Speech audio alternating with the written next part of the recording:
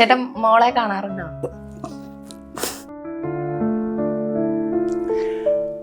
അതെന്നാന്നറിയോ, അത്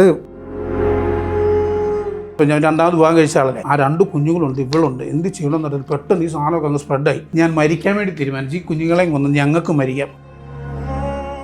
ഞാൻ ഈ പോയ വഴികളിൽ മുഴുവനും മുള്ളും കല്ലുമായിരുന്നു. ഭ്രാന്തനെ പോലെ ആയിപ്പോതാ. കാരണം ഇനി ജീവിതമില്ല, നമുക്ക് മുന്നോട്ട് പോകാൻ പറ്റത്തില്ല. എൻ്റെ പുറയിൽ അനുഭവിച്ച കാര്യങ്ങൾ ഞാൻ ഓർക്കുന്ന പോലുമില്ല. കാരണം അതൊന്നും എൻ്റെ മനസ്സിലേ ഇല്ലത്. ഒരാളെങ്കിലും എന്നെക്കുറിച്ച് നല്ലത് പറഞ്ഞത്. കാരണം ഇത്രയും കൂട്ടും കൂടി നടന്ന ഒരാളല്ലേ. ചെറുപ്പം മുതൽ കാണുന്ന ഒരു അനിയനെ പോലെ എനിക്ക്.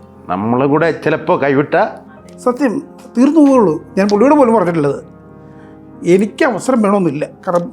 കാരണം പുള്ളി തകരല്ലെന്ന് ഞാൻ എപ്പോഴും പറയാം എൻ്റെ വീട്ടിൽ പോയി. കാരണം അല്ലേ, ശരിയല്ലേ? അത് എന്നാ വെച്ചാൽ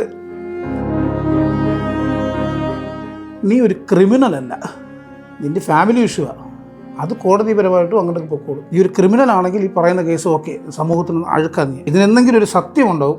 അതുവരെ നീ കാര്യം ചിന്തിക്കേണ്ടത്. എന്നെ പലരും കല്ലെറിയും, നിന്നെ അത് ഇതും എല്ലാം പറയും, പക്ഷെ ഇതിനൊരു സത്യം ഉണ്ടാവും. അതുവരെ നീ ഒരു അക്ഷരമില്ല. അങ്ങനെ മനസ്സിലാക്കാൻ ഒരാളെങ്കിലും ഉണ്ടാവുമെന്ന് പറയുന്നത് ഭയങ്കര കാര്യമല്ലേ. ഈ പലരും കൂടെ നിൽക്കുന്നവരാണെങ്കിൽ പലരും നമ്മളെ കുറ്റപ്പെടുത്താതെ. ഇദ്ദേഹത്തിനൊരു ഭാവിയുണ്ട്, ഇദ്ദേഹത്തിൻ്റെ വീടുണ്ട്, കുടുംബമുണ്ട്. ഇദ്ദേഹത്തിൻ്റെ മനസ്സിൽ പോലും കാണുമല്ലോ ഇതിൻ്റെ കൂടെ നിൽക്കുന്നത്. പലരും പലതല്ലേ പറയുന്നേ. ഞാൻ എൻ്റെ വീട്ടിൽ എത്ര പ്രാവശ്യം പറഞ്ഞുകൊണ്ട് ഇതിനകത്ത് മാറാം. നമ്മളൊരു ഹൈപ്പിലേക്ക് വരാൻ നേരത്ത് ഈ പുള്ളിയുടെ പോലും അവസരങ്ങൾ നഷ്ടപ്പെടുമല്ലോ എന്നൊരു ചിന്ത എനിക്കുണ്ടായിരുന്നു.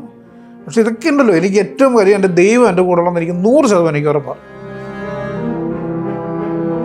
നമ്മുടെ ജീവിതത്തിൽ ഒരു ആക്സിഡൻ്റ് ഉണ്ടായി, നമ്മളതിന് മരിച്ചു പോയാൽ പിന്നെ ഒന്നും പറയാൻ പറ്റത്തില്ല. ഞാനൊക്കെ മരിച്ചു പോകാൻ വേണ്ടി ഒരുപാട് പണിയെടുത്താണ്. ഞാൻ എത്ര താഴെ പോയാലും ഞാൻ തകർന്നു പോകത്തില്ലെന്ന് എനിക്കൊരു ഒരു ഉറപ്പുണ്ടായിരുന്നു. ഞാൻ അങ്ങനെ പോകുമ്പോഴൊക്കെ എവിടെ തന്നെ പോയാലും താഴെ ഇടത്തൊന്നും നിൽക്കുമല്ലോ. ഞാൻ അവിടുന്ന് തന്നെ നിന്നിട്ട് തന്നെയാണ് ഞാൻ വീണ്ടും ഇങ്ങനെ കയറി ഇവിടെ വരെ എത്തിയത്. നമ്മളെ ഭയങ്കരമായിട്ട് ചിരിപ്പിക്കുന്നവരാണ് ഏറ്റവും കൂടുതൽ കഷ്ടപ്പെടാറുള്ളത്. അപ്പം അങ്ങനത്തെ ഒരു അനുഭവം പറയാനാണെങ്കിൽ, സങ്കടം നമ്മൾ മാത്രം അനുഭവിക്കുന്ന സാധനമാണ്. അത് പ്രകടിപ്പിക്കാൻ പറ്റുന്നില്ല, നമ്മളെ കൊണ്ട് പറ്റത്തില്ലത്. ഇവനൊരു എപ്പോഴും ഒരു ഭിത്തിയാണേ, അല്ലേ?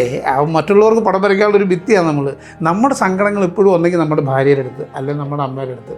നമ്മൾ ഒറ്റയ്ക്കിരിക്കുന്ന സമയങ്ങൾ മാത്രമാണ് നമ്മുടെ സങ്കടങ്ങൾ.